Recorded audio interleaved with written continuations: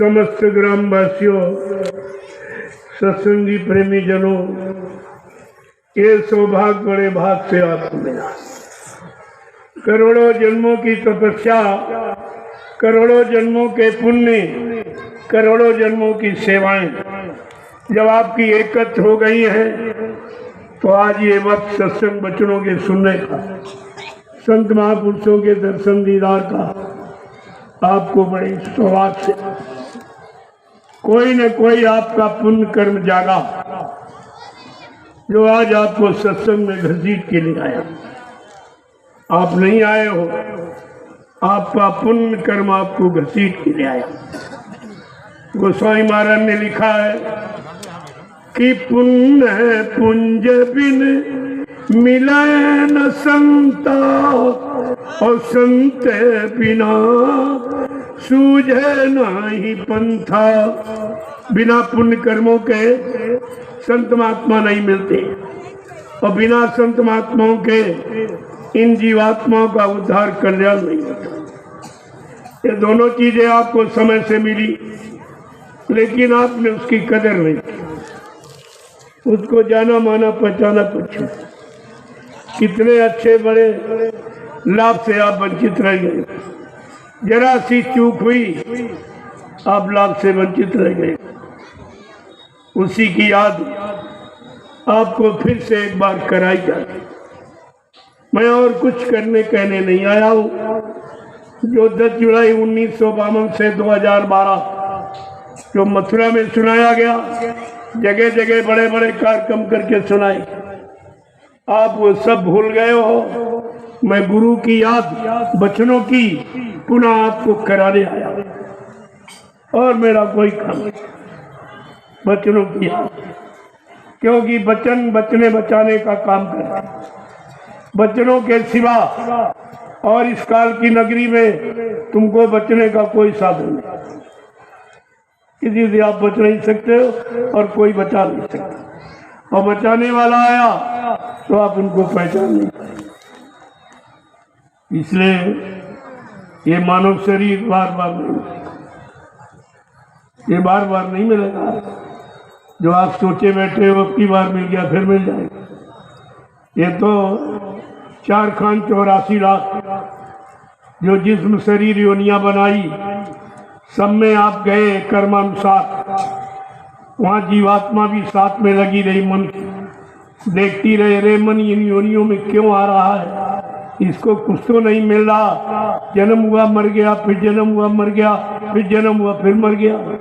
एक जन्म मरण का चक्कर केवल इसमें कुछ नहीं। तब उसने मालिक से प्रार्थना की कि एक बार इसको मानव शरीर का सौभाग्य दे दीजिए। जब मानव शरीर का सौभाग्य मिल जाएगा, तो ये एक मानव शरीर के जानकार किसी संत महात्मा की तलाश करेंगे। जब संत महात्मा मिल जाएंगे तो परमात्मा की प्राप्ति कराएंगे। उनके पास युक्ति है, उनके पास साधन है, वो आपको कराएंगे। लेकिन आपने तो ऐसा कुछ किया ही नहीं। ये वादा हमने आपने माँ के गर्भ में किया। जब 5 महीने का पिंड तैयार हो जाता, तब हरकत करने लगता, खुशबू बदबू की एहसास करने लगता। गर्भाश की स्थिति, मुंह नीचे पैर ऊपर होते हैं, और माँ का मलमूत्र बच्चे के मुंह पर से गुजरता है। कितनी गंदगी, कितनी बदबू, कितनी असहनी ये दुख होता है, लेकिन वहाँ कोई बचाने वाला तो है नहीं। तब जीवात्मा परमात्मा से प्रार्थना करती। रामचरितमानस में क्या लिखा कि जीवात्मा ने माँ के घर में क्या प्रार्थना की। हमारी सबकी जीवात्मा ने यही प्रार्थना की, और किस नाम से प्रार्थना की सब लिखा कि अब प्रभु कृपा करो यही बाकी, और सब तजी भजन एक करब तीन राती। क्या वादा किया है कि हे प्रभु, ये राम नाम सीताराम हरे कृष्णा के नाम से नहीं वादा, स्पष्ट है अब प्रभु कृपा करो, ये हे प्रभु अब हमारे पर ऐसी कृपा करो, इन नरक कुंड से बाहर करो। जब मैं बाहर जाऊंगी दिन रात तुम्हारा भजन करूं। ये भजन करने का वादा हमारी आपकी सबकी जीवात्मा ने माँ के गर्भ में किया, लेकिन जब बाहर आ गए माया की चकाचौंध में बोल गए। वादा किया भजन करूंगा दिन रात, और यहाँ पूजा में फूल, वो भी जड़ पूजा। जो पूजा कर रहे हो, जिसकी पूजा कर रहे हो वो भी नहीं मिला, जीवन धोखे में चला गया। जितनी जितनी लोग पूजा कर रहे हैं इनसे पूछिए, मंदिर में पूजा करने वाला उससे पूछो तुम्हें भगवान मिला है? कितने दिन से पूजा कर भगवान मिला? भगवान ने कोई आशीर्वाद दिया है, कोई वरदान दिया है तो आपको बताएगा कुछ नहीं मिला, क्योंकि वो मिलने का स्थान नहीं है। उसके लिए धर्मशास्त्रों ने मना किया, लेकिन आपने उनकी बात ठुकरा दी। धर्मशास्त्र क्या कहता? ना हम बसामी वैकुंठे योगिना हृदय अच्छा मम भक्त्वा यत्र गान्ति तत्र तिष्ठामि नारदा। भगवान कह रहे हे नारद, तुम जहां मुझको ढूंढ रहे हो या लोगों को बता रहे हो, मैं वहां कभी नहीं हूं, कभी आया ही नहीं, न मंदिर पे, न मस्जिद में, न गिरजाघर गुरुद्वारे में, न तीर्थ में, न मूर्त में, न पानी में। मैं तो तुम्हारे सबके अंदर इसी मनुष्य रूपी मंदिर में तुम्हारे सबके अंदर आत्मा रूप में बैठा हूं। ये आत्मा परमात्मा, ये परमात्मा का अंश है।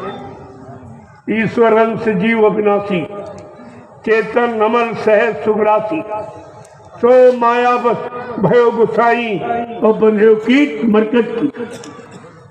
काल माया ने उसको भी बांध लिया, जो चेतन है, अमर है, कभी मरती नहीं, ईश्वर का अंश है, उसको भी काल ने बांध लिया। देखो गोस्वामी महाराज ने कैसा लिखा। रामचरितमानस के उत्तरकांड को पढ़ लेते तो सारी शंकाओं का समाधान हो जाता, और जड़ पूजा में आप समय खराब नहीं करते। ये बेचारे अज्ञानता बस सब उसी में जुटे पड़े, न कोई मिला और न किसी ने कुछ दिया। अपना और समय और श्रम और पूंजी खर्च कर रहे हैं और बदले में इनको कुछ नहीं मिला, लेकिन फिर भी चेतन ही नहीं। गोस्वामी महाराज ने क्या लिखा? ये जड़ है कि जड़ चेत नहीं ग्रंथि पड़ गई, और यद्यपि मृखा छूटत कठिनाई। कहते जड़ चेतन की गांठ लगा दी काल माया ने मिलकर। यद्यपि ये झूठ है, लेकिन जीव के बस की बात नहीं इस गांठ को खोल दी। तो उसको कोई खोलने वाला चाहिए। खोलने वाला कौन? जिसने अपनी खोल ली, जो काल माया के घेरे से बिल्कुल अलग थलग खा, उस पर काल माया का कोई प्रभाव नहीं।